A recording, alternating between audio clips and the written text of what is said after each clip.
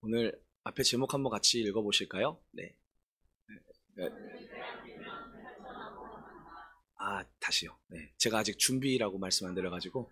네. 저랑 같이 하시는 거예요? 네. 다시요. 준비, 시작. 시작할게요. 네네. 이렇게 빨리 설교 듣고 싶으셔가지고. 네, 알겠습니다. 빨리 할게요. 네, 시작. 시선을 빼앗기면 탈선하고 만다. 네. 지난 9월 초에 포르투갈에서 전차가 탈선해서 16명이 사망하고 21명이 부상을 입은 참사가 벌어졌습니다. 특히 사망자 중에 2명이 우리나라 국민이라는 것이 밝혀져서 더 큰 안타까움을 자아냈습니다. 이 전차는 푸니쿨라라고 불리는 굉장히 유명한 관광용 전차예요. 연간 1년에 350만 명 이상이 이 전차를 탈 정도로 굉장히 인기가 많다고 합니다. 이 푸니쿨라는 가파른 언덕길을 오르내리면서 이동하는 케이블식 전차예요.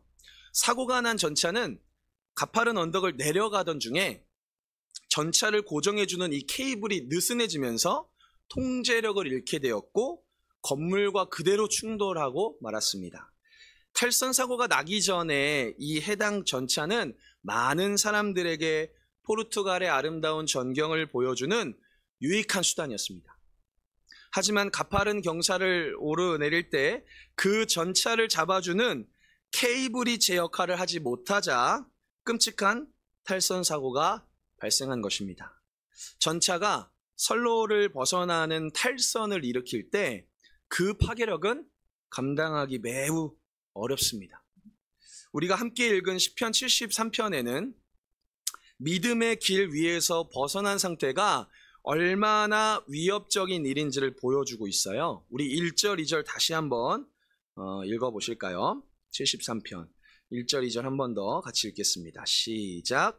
하나님이 참으로 이스라엘 중 마음이 정결한 자에게 선을 행하시나 나는 거의 넘어질 뻔하였고 나의 걸음이 미끄러질 뻔하였으니. 시인은 하나님이 어떤 분이신지를 잘 알고 있는 믿음의 사람인 것 같아요. 시인은 하나님께서 진정으로 확실하게 선을 행하시는 분이라고 고백하고 있어요. 여기서 선이라고 하는 단어는 좋은이라는 의미의 단어입니다. 영어로는 good. good. 성경에서는 하나님을 선하신 분, 좋으신 분이라고 고백하고 있어요. 특히 선하다, 좋다라는 이 의미는 언약적 관계 안에서의 의미를 강조하는 표현입니다. 하나님께서는 인간과 언약을 맺으시는 분이기 때문에 선한 분이죠. 하나님께서는 인간과 맺은 언약을 항상 기억하시고 반드시 이끄시는 분이시기 때문에 좋은 분이에요. 이스라엘 백성이 이집트에서 큰 어려움을 겪을 때 하나님께서는 그들을 기억하셨어요. 제가 말씀을 한번 읽어드릴게요. 출애굽기 2장 23절에서 25절입니다. 여러 해 후에 애굽 왕은 죽었고 이스라엘 자손은 고된 노동으로 말미암아 탄식하며 부르짖으니 그 고된 노동으로 말미암아 부르짖는 소리가 하나님께 상달된지라. 하나님이 그들의 고통 소리를 들으시고 하나님이 아브라함과 이삭과 야곱에게 세운 그의 언약을 기억하사 하나님이 이스라엘 자손을 돌보셨고 하나님이 그들을 기억하셨더라. 아멘. 자기 백성의 고통을 외면하지 않으시는 하나님은 선하신 분입니다. 약속하신 일들을 잊지 않으시고 이뤄가시는 하나님은 참 좋으신 분이에요. 하물며 하나님 앞에서 정결한 마음을 가진 사람에게 하나님은 어떤 분이실까요? 분명히 하나님은 의인에게 약속된 복을 내려주시는 선하신 분이겠죠? 우리에게는 이런 믿음이 있는 거예요. 하나님이 선하시다고 할 때 그 선함에 대한 구체적인 증거가 있고 간증이 있고 고백이 있는 거예요. 하나님이 선하시다라고 믿는데 근데 왜 우리는 넘어질 것 같은 어려움을 겪나요? 시인은 말합니다. 3절 한번 읽어볼게요. 시작. 이는 내가 악인의 형통함을 보고 오만한 자를 질투하였음이로다. 자신의 믿음이 위태롭게 된 원인으로 그는 악인의 형통함을 보고 그들을 질투했다라고 말하고 있어요. 분명히 이 사실은 하나님은 선하시다고 믿는 우리들에게 대단히 어려움을 주는 대목이에요. 3절에서 형통함이라는 말은 잘 아시는 것처럼 샬롬이라는 단어예요. 어떻게 악인이 하나님께서 주시는 샬롬, 형통을 누릴 수가 있죠? 악인은 하나님의 징벌과 심판을 받아야 하지 않습니까? 그런데 시인이 목격한 사실은 하나님이 선하시다는 믿음이 크게 휘청거릴 정도로 악인들이 샬롬을 누리더라라는 거예요. 시인의 눈에 비춰진 이 악인들의 샬롬이 구체적으로 어떤 모습이었냐? 4절에서 9절을 보면 알 수 있습니다. 먼저 4절 보실까요? 함께 읽겠습니다. 시작. 그들은 죽을 때에도 고통이 없고 그 힘이 강하며, 4절 후반부에 그 힘이 강하며, 이 표현을 그냥 직역하면 그들의 몸이 살이 쪘다, 이런 표현이에요. 그러니까 이 시기는 지금처럼 먹을 것을 쉽게 구할 수 있는 시대가 아니죠. 그러니까 매일 매 순간 끼니를 걱정해야 되는 시대예요. 그런데 그들의 몸이 살이 쪘다라는 거는 그들이 대단히 부유했다, 풍족했다라는 걸 직관적으로 보여주는 표현이에요. 북한의 김정은 아시죠? 최고 권력자. 그는 자신의 최고 권력자로서의 위엄을 뽐내기 위해서 의도적으로 풍채를 키우죠. 그 이미지를 구현하기 위해서 그 모습을 노출시키는 거예요. 그런 것처럼 악인들이 부유했다, 그들의 힘이 대단했다라는 걸 단번에 느낄 수 있도록 이런 표현을 사용한 것입니다. 시인은 악인들이 언제까지 이렇게 부유했다고 말해요? 죽을 때까지. 하나님만, 그렇죠. 예. 하나님 만날 때까지. 죽을 때까지 부유했다라는 거예요. 5절 보실까요? 그들은 인간이라면 누구나 겪게 되는 최소한의 고통조차 피해가는 것 같아요. 흔히 사람들이 당하는 그 흔한 어려움도 이들은 쉽게 피해가고 해결하는 것 같습니다. 근데 이 모습이 사실 우리들이 살아가는 현실하고 비슷하지 않나요? 현실 세계에서 돈이 많은 사람과 돈이 적은 사람은 동일한 질병의 문제를 겪고도 전혀 다른 방식으로 대처하죠. 너무 뻔하지만 돈이 많으면 어떻게 할까요? 좋은 병원 가서 좋은 의료진을 통해 최고의 의료 서비스를 받으면 되는 거예요. 근데 똑같은 질병인데 돈이 없으면 그럴 수 없다는 거죠. 이런 비슷한 모습이 법적인 공방에서도 마찬가지죠. 돈 많으면 제일 잘 나가는 로펌에 의뢰해서 법을 해석하는 우위를 가지게 되죠. 그러면 당연히 재판에서 승소할 확률이 올라갑니다.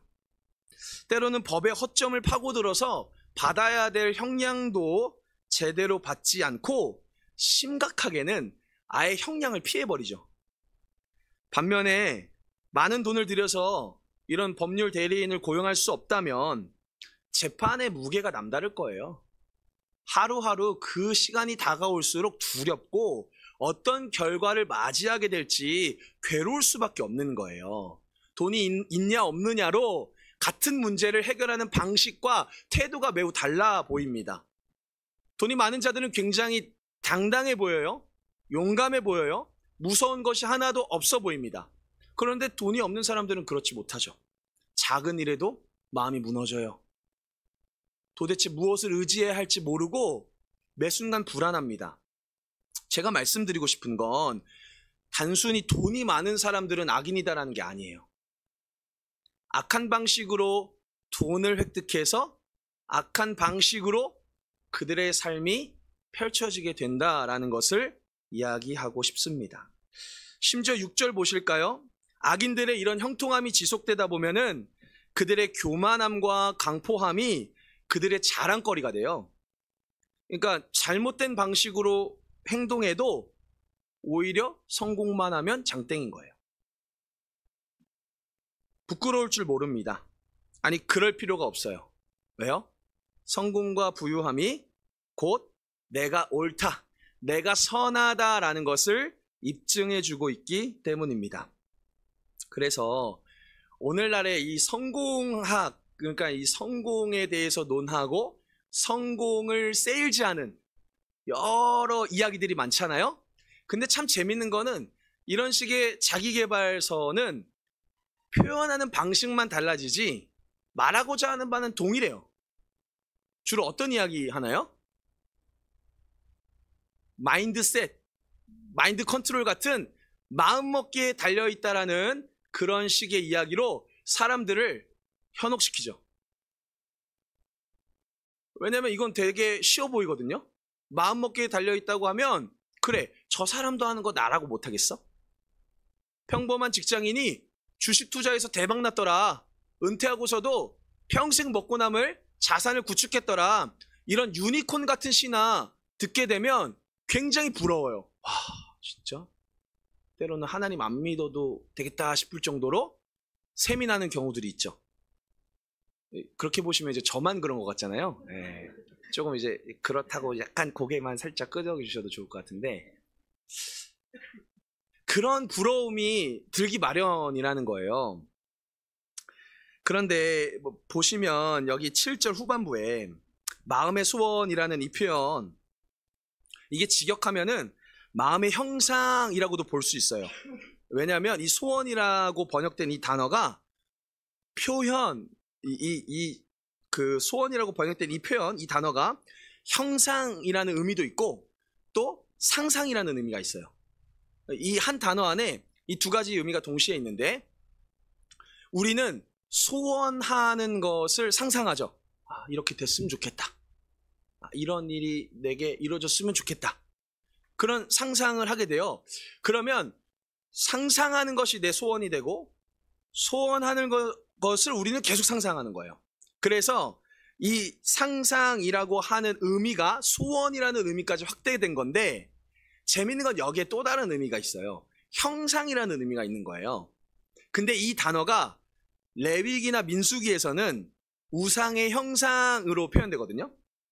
잘 보시면 우리는 상상하는 것을 소원하게 되고 소원하는 것을 예배하게 돼요.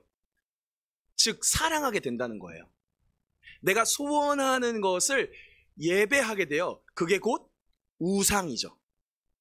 그래서 지금 시인이 묘사하고 있는 이 악인의 형통함을 우리 머릿속으로 그 이미지로 그려서 한번 떠올려 보시면 되게 기괴할 거예요.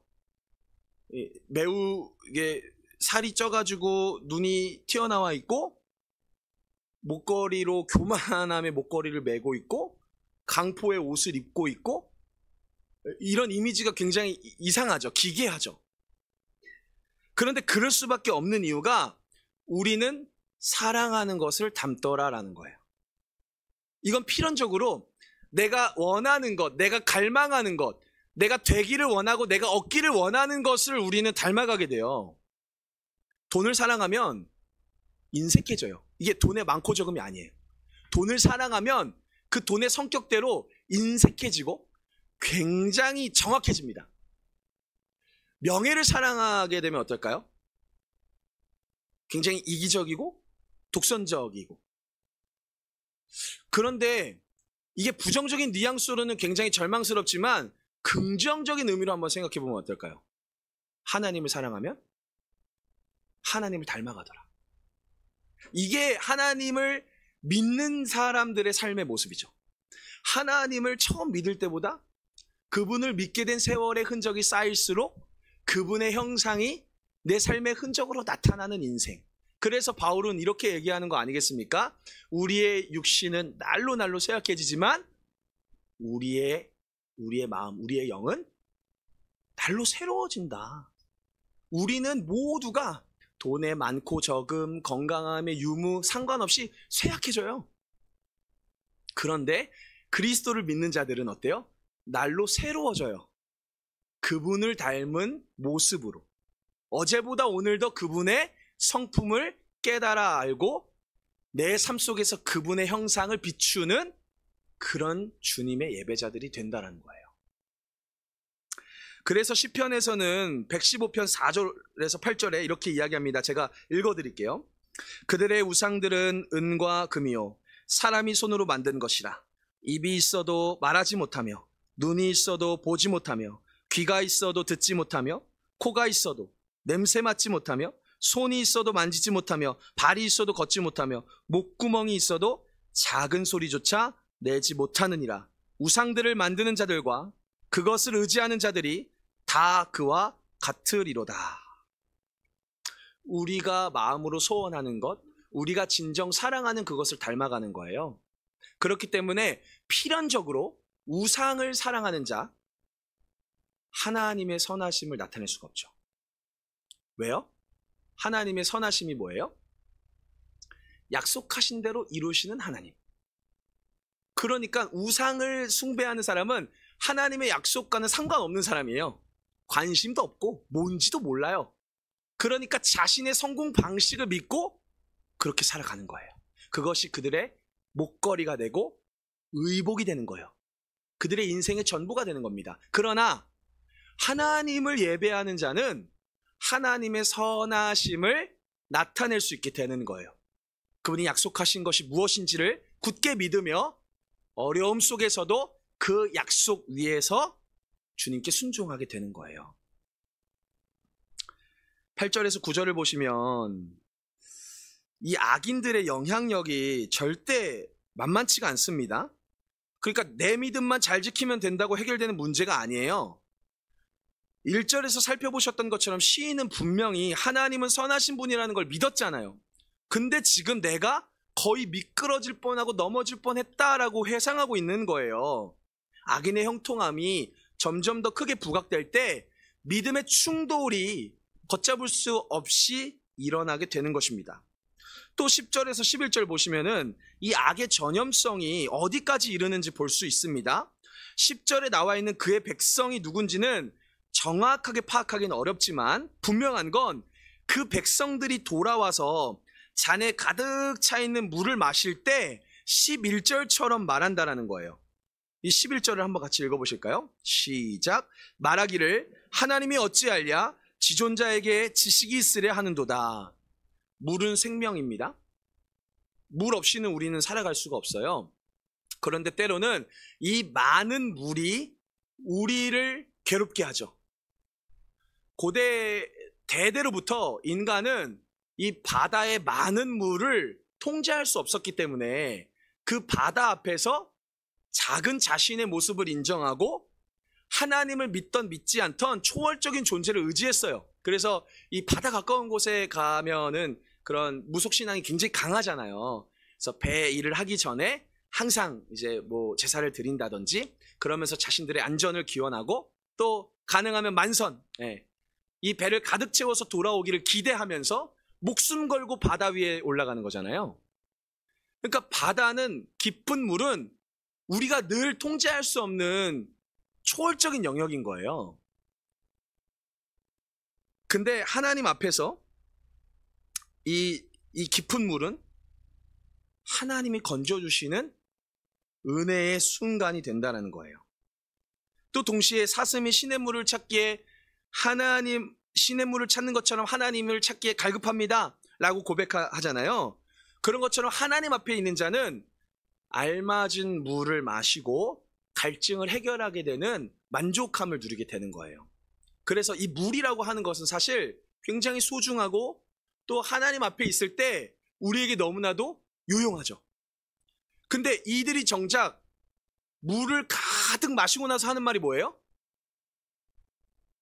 하나님을 어찌 알랴? 하나님이 뭘 아시겠냐? 지존자에게 지식이 있냐? 지금 하나님을 향한 신성 모독을 행하고 있는 거예요. 어떻게 이렇게 대놓고 하나님을 조롱하고 무시할 수가 있겠습니까? 근데 우리는 모두가 이 하나님이 지으신 이 세상에서 살아가면서도 정작 하나님을 인정하지 않을 때가 있다는 거예요. 그렇기 때문에 잠언의 지혜는 우리들에게 분명히 경고하고 있습니다. 제가 3장 31절을 한번 읽어드릴게요. 포악한 자를 부러워하지 말며 그의 어떤 행위도 따르지 말라. 여기서 부러워하다라는 이 표현 있잖아요. 시인이 73편 잠시만요. 3절 보시면 후반부에 질투했다라고 하잖아요. 그러니까 잠언에서 부러워하다라고 번역된 이 단어랑 시편 73편 3절에서 질투했다라는 이 단어가 동일한 단어거든요. 그러니까 하나님께서는 포악한 자들, 악인의 방식들을 부러워하지 마라, 질투하지 마라, 그것에 대해서 열을 내지 말라고 하시는 거예요. 왜냐하면 그 형통이 우리들에게 정말 매력적일 정도로 부러움의 대상이 될 정도로 다가오기 때문에 그렇다라는 거예요. 하나님을 믿는 나에게 왜 이런 고생스러움이 있을까? 나도 남들처럼 돈 걱정 없이 공부만 올인해보고 싶은데, 나도 남들처럼 돈 걱정 없이 유학이나 여행 같은 필요한 경험들을 해보고 싶은데, 나도 남들처럼 걱정 없이 사업도 해보고 자녀들도 충분히 지원해주고 건강 챙기고 여가생활 즐기고 그렇게 좀 하고 싶은데, 정작 하나님을 믿고 있는 내 모습이 너무 초라하게 보일 때가 있다라는 거예요. 그러면서 내가 정말 하나님을 믿고 있는 게 맞나? 하나님이 정말 선하시고 하나님이 정말 살아계신 거 맞나? 이런 신앙의 깊은 회의가 들 수도 있다라는 거예요. 우리 본문 13절 14절을 한번 읽어보실까요? 같이 읽겠습니다. 시작. 내가 내 마음을 깨끗하게 하며 내 손을 씻어 무죄하다 한 것이 실로 헛되도다. 나는 종일 재난을 당하며 아침마다 징벌을 받았도다. 시인이 느끼는 이 신앙의 헛헛함, 이 껄끄러움. 그는 악인의 형통함을 인정하기 싫었지만 더 인정하고 싶지 않았던 사실은 그들과 비교하면 내 삶이 너무 초라한 거예요. 주님 붙들겠다고 그렇게 내 마음 지키기 위해서 몸부림치던 그때가 너무 후회스럽고 원망스러운 거예요. 하나님 진짜 계신가? 이거 하나님 믿어도 되는 건가? 분명히 그때는 하나님의 살아계심을 느끼고 그 하나님께 감사함을 느꼈지만 지금 그때를 돌아보니까 후회되는 거예요. 아, 그때 좀 더 공부할 걸. 아, 그때 좀 더 취업 준비할 걸. 아, 그때 그 사람 만나지 말 걸.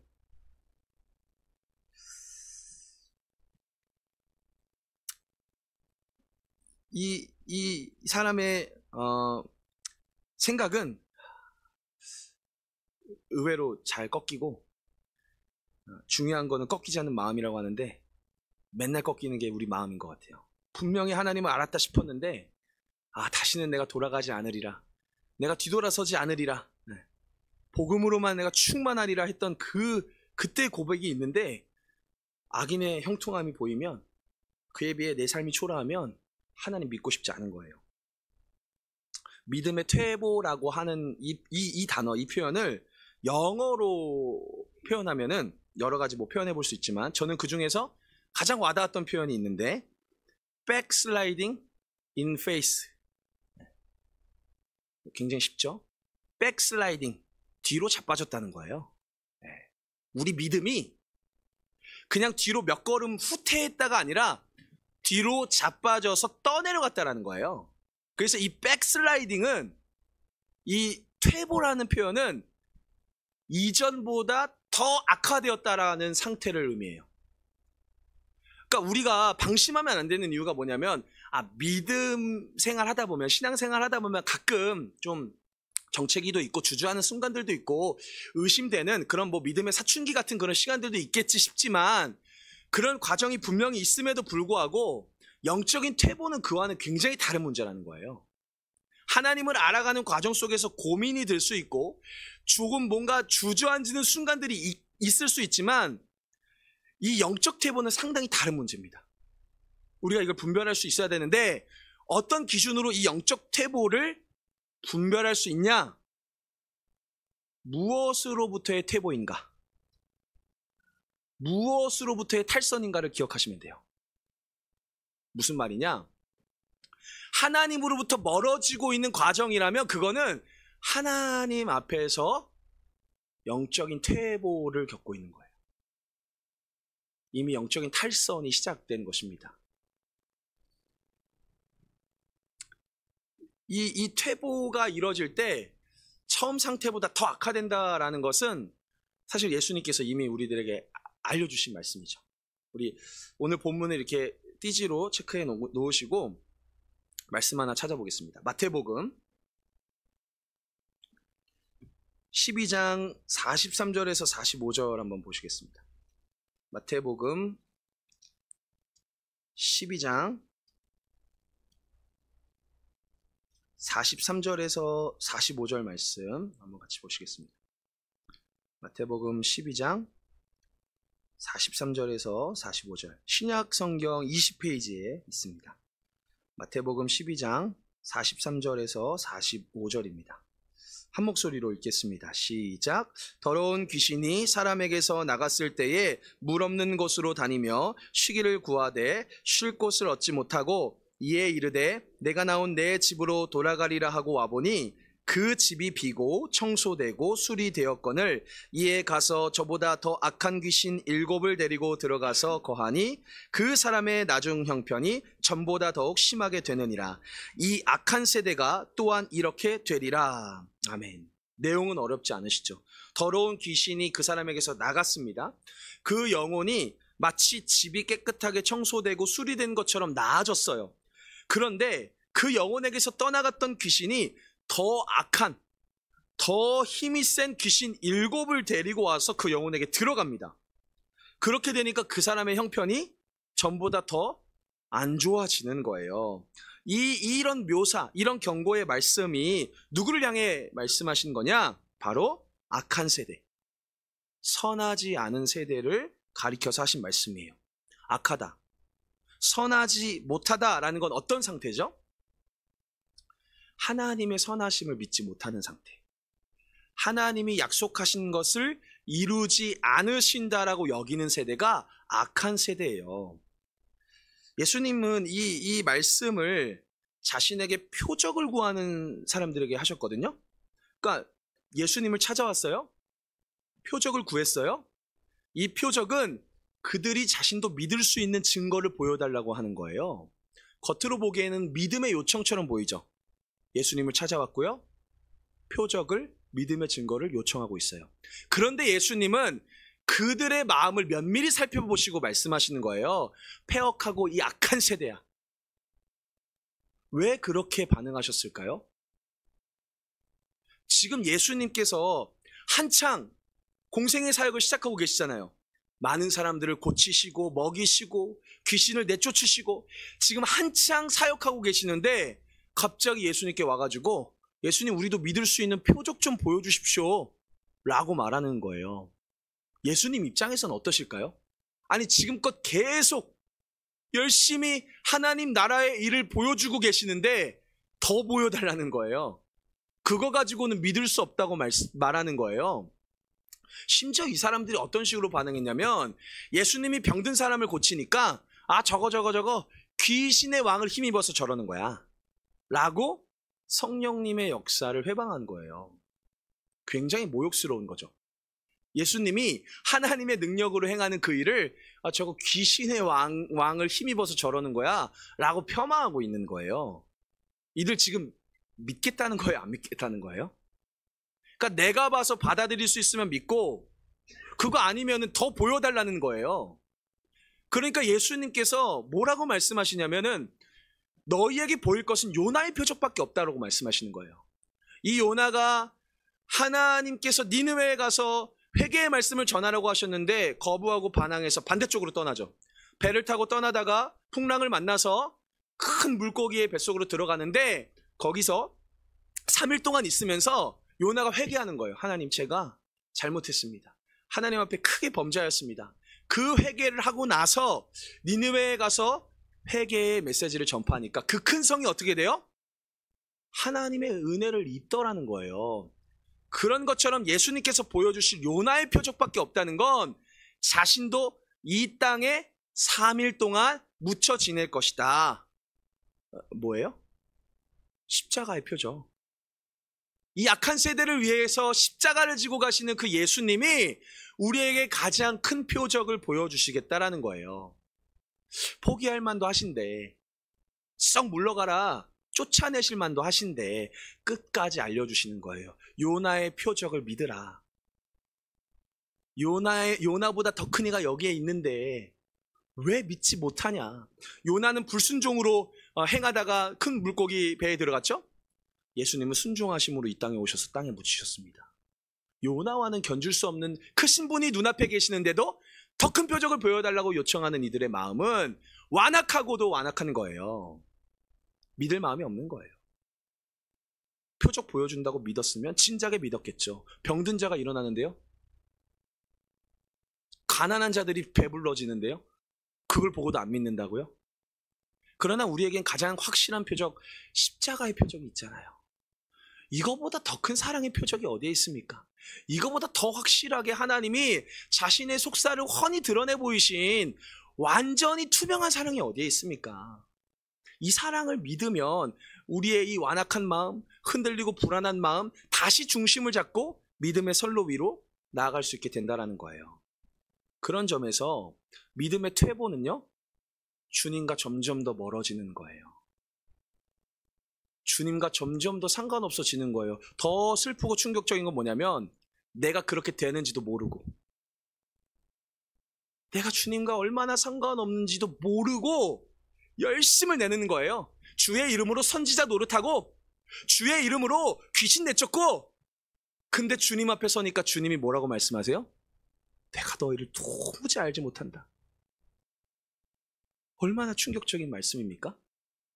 주님의 이름으로, 성경에 분명하게 써 있어요. 주님의 이름으로 선지자 노릇했다니까요. 주님의 이름으로 귀신 쫓았다니까요. 근데 주님이 모르신대요. 영적 퇴보는 내가 얼마나 영적인 활동을 하느냐, 내가 얼마나 영적인 성과를 내느냐가 아니라 내가 얼마나 주님께로 가까이 나아가매, 그 문제가 관건이라는 거예요. 뒤집어서 영적인 진보는 뭘까요? 주님을 가까이 함이 영적인 진보예요. 영적인 나아감이에요. 그런 점에서 우리가 믿음의 시험 속에서도 믿음의 진보가 가능할까요? 불가능할까요? 우리가 믿음이 시험에 들 때 이게 맞는 건가 저게 맞는 건가 혼란스러울 때, 그때에도 믿음의 진보는 가능한가요? 불가능한가요? 가능합니다. 확실히 가능해요. 그 근심 속에서 주님을 더 깊이 만나고 주님의 말씀 따라 살려다가 실패했던 그 자리에서 주님의 임재를 누리고 주님의 약속이 이루어지는 것을 볼 때 믿음의 진보가 일어나잖아요. 그러면 하나님 뜻이 이루어지는 거예요. 열매가 맺혀지고 있는 거예요. 하나님 기뻐하시고 영광 받으시는 거예요. 내 삶에 문제가 있느냐 없느냐, 이것으로서 우리의 영적인 진보와 퇴보가 결정되는 것이 아니라 그 시험 한가운데서 주님을 가까이 함이 나에게 가장 큰 행복이라는 것을 깨닫는다면 그 시험의 자리가 가장 깊은 영적의 진보로 우리를 이끌 수 있다는 거예요. 그래서 우리는 제정신 아닌 것 같은 고백하잖아요. 고난이 내게 유익이라. 고난이지 어떻게 고난이 유익입니까? 근데 이 고난 속에서 주님을 만남으로써 주님을 가까이 함이 내게 복이라. 그 고백 깨달으면 그 고난마저 감사해지는 거예요. 그 아픈 시간 속에서, 다시는 겪고 싶지 않았던 그 순간 속에서 주님을 만났으니까 이전에는 귀로만 듣던 그 주님을 내가 이제는 눈으로 보아 그 주님의 선하심을 어떠한 형편 속에서도 부정하지 않겠습니다. 욥의 고백 아니겠습니까? 그 얼마나 험난한 역경 속에서, 신앙의 그 위태로운 그 탈선의 위기 속에서 하나님을 부인하지 않고 끝까지 주님 붙들고 항변했던 그 욥에게 하나님 나타나시잖아요. 하나님 찾아가서 말씀해 주시잖아요. 우리에게 가장 필요한 것은 내게 있는 시험 속에서도 시선 빼앗기지 않고 탈선하지 않는 거예요. 오늘 이 말씀의 제목을 반드시 기억하셔서 시선 빼앗기지 않고 주님을 바라보면 내 신앙은 퇴보하는 것이 아니라 주님과 함께 나아가리라. 오늘 제목은 사실은 부정적인 뉘앙스로 제가 달았지만 진짜 말씀드리고 싶은 건 시선 잃지 않는, 주님이 우리를 바라보시는 그 시선을 잃지 않으면 탈선은 불가능해요. 절대 탈선할 수 없어요. 내가 기진맥진하고 내가 두려워도 주님이 나를 바라보시는 그 시선을 내가 놓치지 않으면 탈선할 수 없어요. 왜요? 주님이 나를 여전히 붙들고 있는 걸 이제 내가 보니까. 시인을 다시 한번 본문에서 보셨으면 좋겠어요. 73편으로 돌아오셔서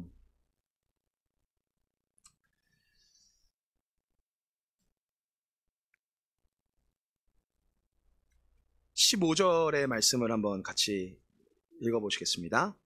시작. 내가 만일 스스로 이르기를 내가 그들처럼 말하리라 하였더라면 나는 주의 아들들의 세대에 대하여 악행을 행하였으리이다. 이게 무슨 말이냐면, 다행히 시인은 13절, 14절에 있었던 그 신앙의 깊은 회의와 그 억울함을 입 밖으로 토로하지 않았던 것 같아요. 우리가 이 신앙의 위기 속에서 할 수 있는 최선의 선택은 멈추는 거예요. 아까 그 선로를 어긋나서 탈선했던 사고 있잖아요. 케이블이 느슨해져서 그걸 통제할 수 없으니까 그대로 그냥 건물을 받아버린 거거든요. 우리의 이런 불안함을 잠재울 수 있는 것은요, 기본적으로 중단하는 거예요. 내 두려움에 대한 생각들. 이 생각은 사실은 상상으로 번지고 이 상상은 두려움을 심기 때문에 이것을 멈추는 것만으로도 중요한 응급처치를 할 수 있는 거예요. 근데 사실 이런 믿음의 전환이 생각보다 어렵습니다.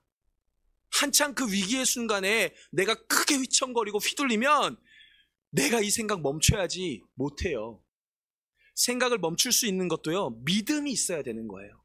하나님의 선하심에 대한 믿음이 있어야 그 생각 멈추고 내가 그것을 입 밖으로 토로하지 않음으로써 내가 이 공동체에 대하여서, 이 주의 백성들에 대하여서 악행하지 않았다 이야기할 수 있는 것입니다. 우리 사랑하는 예수평화교회 공동체가 저는 주님의 사랑으로 단단히 세워져 가기를 너무 기대하고 바라고 있어요. 그런데 한 가지 중요한 사실은 서로를 신뢰하고 서로를 충분히 지지하지만 때로는 내 속에 있는 이야기라고 해서 다 꺼내놓는 게 이롭지 않을 수 있다는 거예요. 모든 것이 가능하지만 모든 것이 이롭진 않아요. 모든 것이 가능한데 모든 것이 덕을 세우지는 않는다라는 거예요. 그런 점에서 바울은 분명하게 이야기하는 거예요. 우리는 주님 안에서 자유인이지만 그 자유로 무엇을 행할 것이냐 우리들에게 묻고 있는 거예요. 주님께 받은 은혜로 죄의 속박을 벗어버린 우리는 자유인이잖아요. 이제 우리는 이 자유로 어떤 삶을 살기를 원하시나요? 이 자유로 형제를 세우고 돕고 일으키는 사랑의 종이 되기를 원한다라는 것이죠. 고린도전서의 말씀을 제가 한번 읽어드리도록 하겠습니다. 8장 9절인데요. 제가 한번 읽어드릴게요. 그런즉 너희의 자유가 믿음이 약한 자들에게 걸려 넘어지게 하는 것이 되지 않도록 조심하라. 한 구절만 더요. 고린도전서 9장 19절이에요. 내가 모든 사람에게서 자유로우나 스스로 모든 사람에게 종이 된 것은 더 많은 사람을 얻고자 함이라. 바울은 사도로서의 권리도 있었고 성도로서의 권리도 있었지만 자신의 권리를 움켜쥐는 사람이 아니라 연약한 형제를 붙드는 사람이었어요. 이게 진정한 자유인의 고품격 미덕이죠. 이런 품격은요, 그리스도인이 아니면 상상할 수 없는 덕이에요. 이런 기준, 이런 모습은 그리스도인이 아니면 낼 수 없는 선함이라는 거예요. 어떻게 그렇게 할 수 있을까요?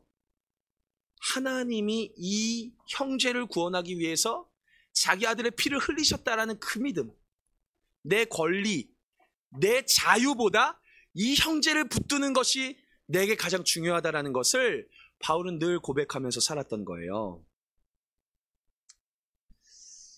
그런데 사실은 이런 중단과 이런 멈춤만으로는 충분하지 않아요. 오늘 본문을 보시면 17절에 본격적인 반전이 나옵니다. 전환점이 나와요. 같이 읽겠습니다. 시작. 하나님의 성소에 들어갈 때에야 그들의 종말을 내가 깨달았나이다.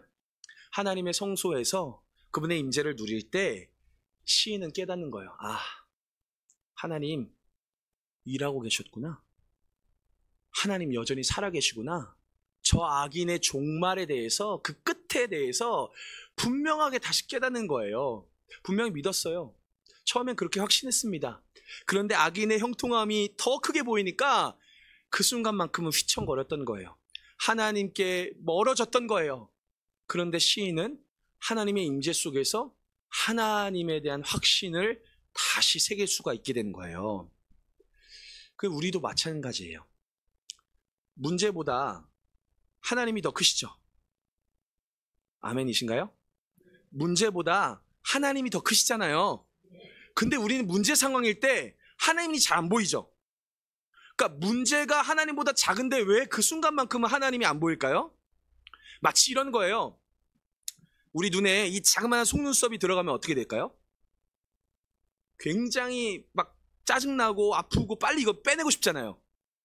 근데 막상 꺼내보면 이 조그마한, 이거 눈에도 잘 안 보이는 이 조그마한 속눈썹인데 그 속눈썹이 내 눈에 들어가는 순간 우리 시야는 완전히 가려지죠. 아예 안 보여요. 보고 싶지도 않아요. 빨리 이거 빼내야 돼요. 시인이 넘어진 뻔한 거, 시인이 크게 넘어질 뻔한 거는요, 바로 여기에 있어요. 악인의 형통함 때문 아니에요. 그는 그 시간 속에서 자신을 돌보지 못하고 하나님의 시선을 놓친 거예요. 이 시인은 앞에서 3절부터 12절까지 아주 상세하게 악인이 어떻게 형통했는지를 막 묘사하고 있거든요. 근데 17절을 기준으로 후반부에서는 악인의 형통함에 대해서, 그 멸망함에 대해서 두 구절로 딱 끝내버려요.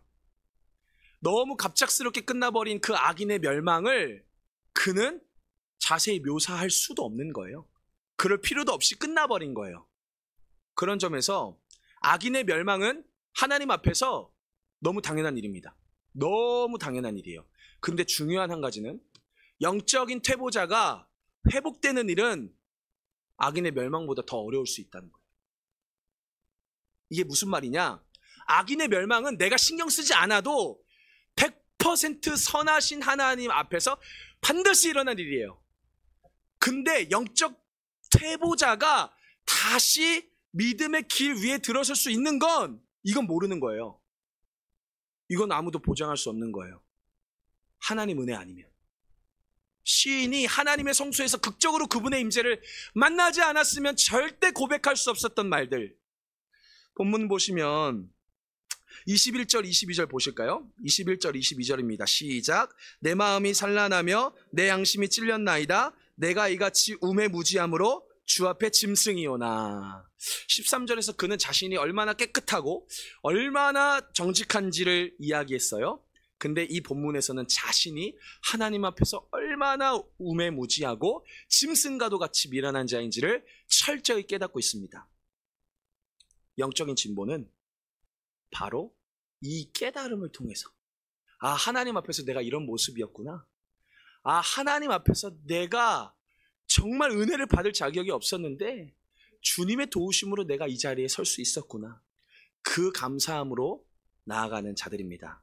오늘 말씀을 정리하면서 한 가지 적용점, 결론 부분을 말씀드리고 싶어요.